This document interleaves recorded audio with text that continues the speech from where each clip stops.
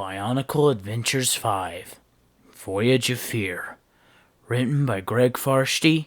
Recorded by Lord of the Tree Frogs. Introduction. Tahu, Toanuva Fire, was troubled. He stood, as he had for many hours, on the steep slope of the Mangai volcano. His eyes scanned the terrain below him, observing dozens of Matoran hard at work, but nowhere in the crowd did he spot the being he wished to see.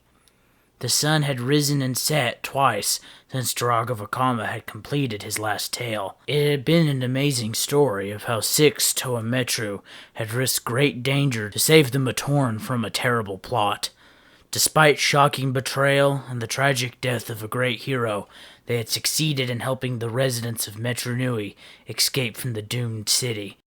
Although his tale had revealed many secrets, it had left many more mysteries unsolved. When the Toa Metru left the city, they carried only 6 Matoran with them.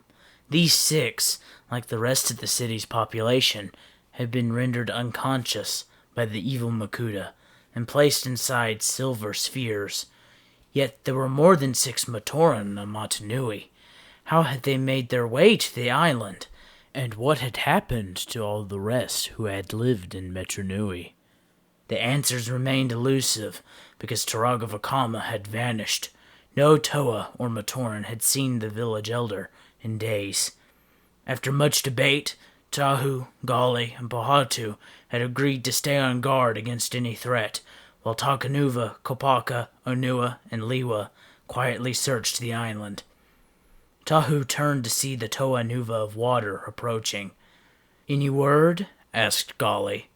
"None, and I do not like this," said Tahu. "Taragavakama is the leader of my village. I should be out looking for him." "I understand, but of all Toa, the Matoran look to you for strength and inspiration. Seeing you nearby makes them feel secure. You know the others will do their very best. They will call if they need our aid."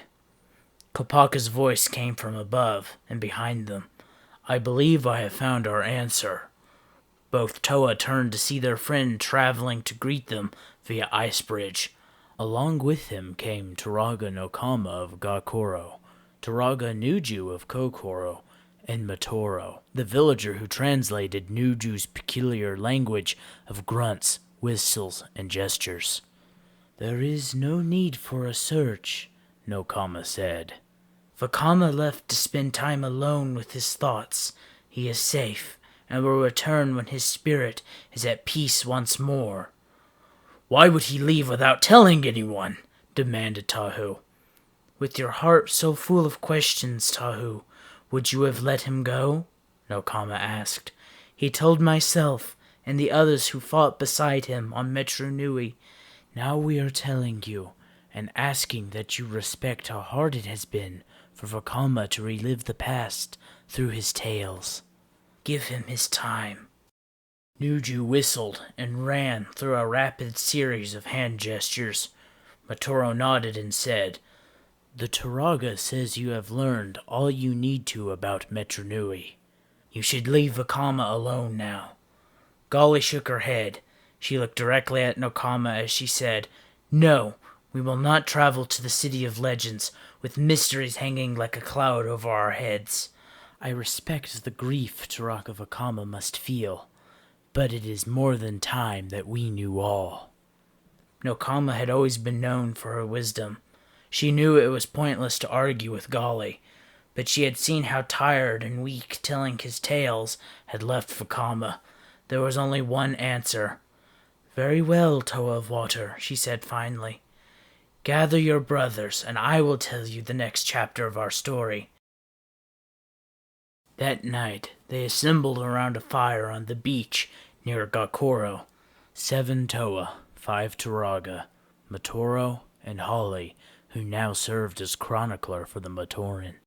They waited in silence for Nokama to speak.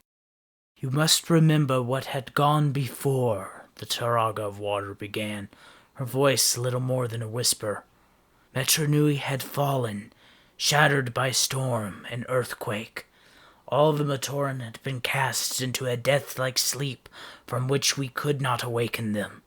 But we had managed to take 6 of them, still in their spheres, with the intent to go back for the rest in the future. Matau had been able to strap the spheres to the underside of a Vaki transport vehicle, making it seaworthy. Now we sailed through a crack in the Great Barrier, leaving Metru Nui behind in a desperate search for a place of safety for all the Matoran. But where we were going and what dangers we would face along the way, no one could say. End of introduction.